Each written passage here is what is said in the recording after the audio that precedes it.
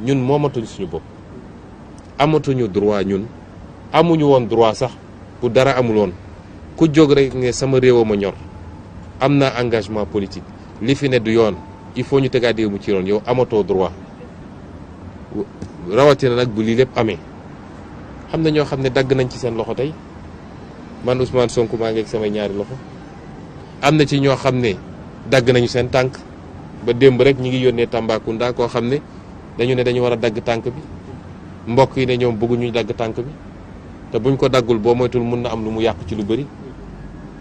am na ñoo xam ne tey ñi ngi tëdd ci lalu hôpital balu fetal moo traversé seen biir wala seen tànk wala yu mel noonu kon peut-être am na yàlla lu mu bëgg lu mu namm ci ñun ba nga xam ne saa su ne ak fu ñu nekk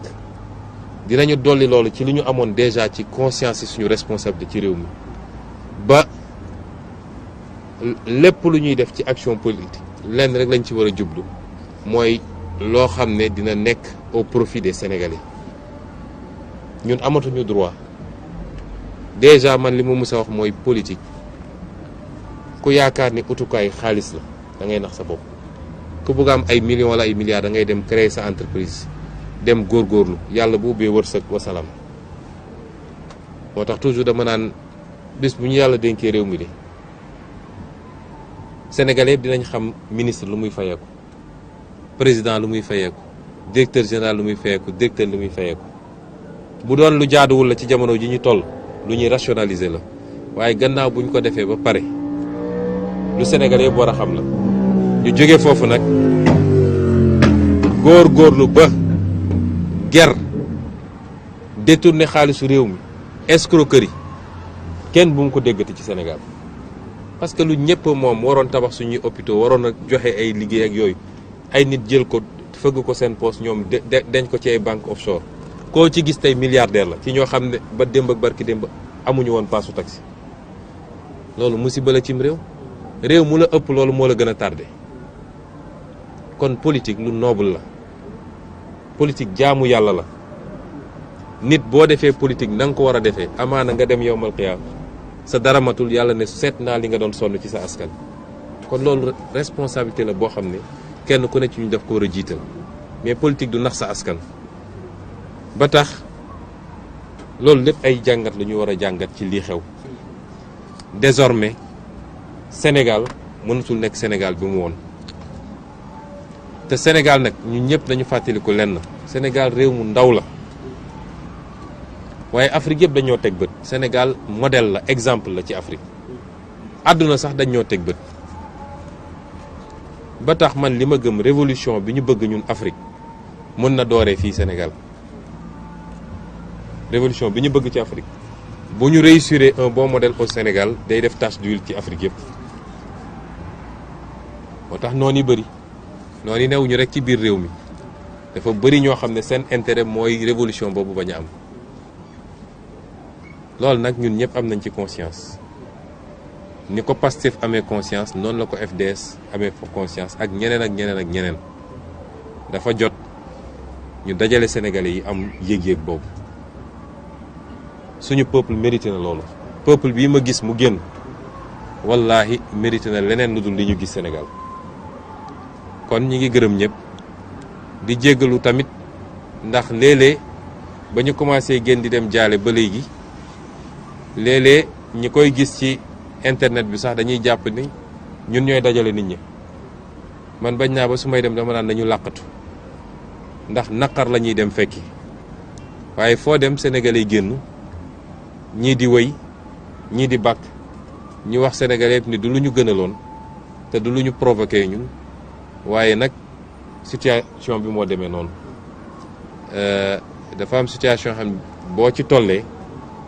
te am lu askan bi wone ci cofeel ak ci mbëggeel dafa am lu bari loo xam ne mënatoo ko soo ko bëggoon sax mënul demee noonu di wax nekk ni waxtaan nañu waxtaan bu am solo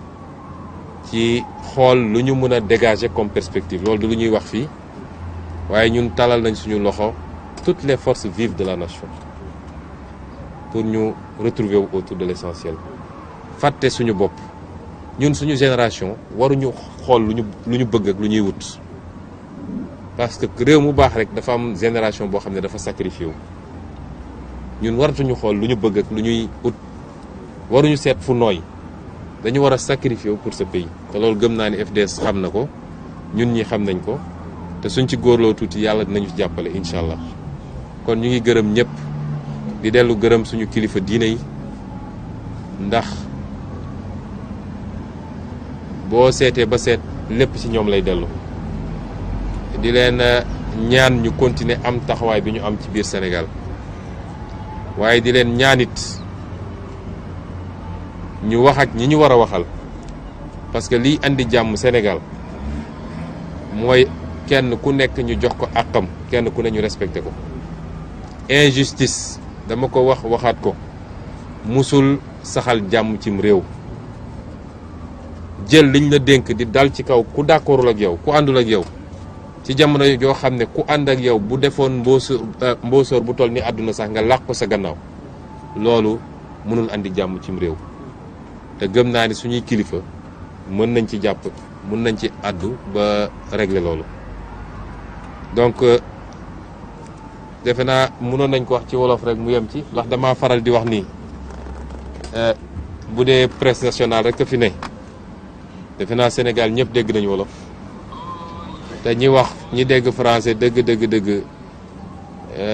man ko wax wala faram-fàcce matuñu 5%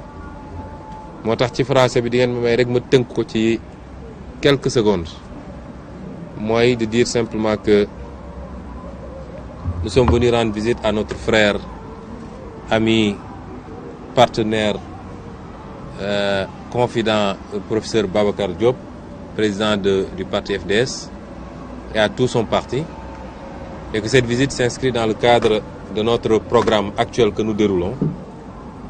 un programme structuré autour de 5 points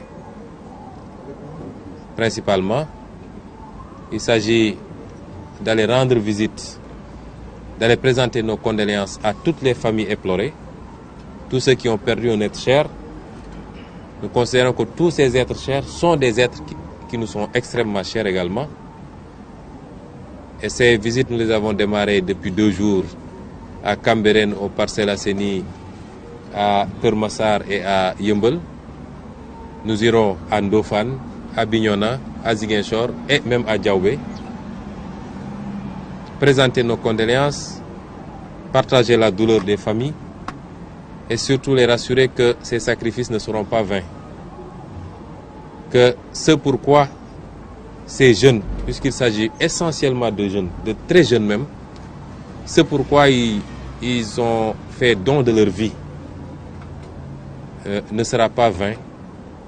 et guidera plus que jamais notre action pour un changement structurel dans ce pays. Le second axe, c'est d'aller rendre visite également à tous ceux qui sont blessés. Il y a des blessures assez graves quelquefois. Des gens ont perdu un œil, des gens ont perdu une main, d'autres ont perdu une jambe. D'autres sont aujourd'hui dans le coma, alités, avec des traumatismes assez graves, pour ne pas dire très très graves. Nous irons rendre visite. Nous l'avons commencé déjà à tous ces blessés. Nous leur apportons d'ores et déjà notre soutien absolu. Tous ceux qui ont été blessés dans ces événements sont actuellement entièrement pris en compte, en charge par nous-mêmes,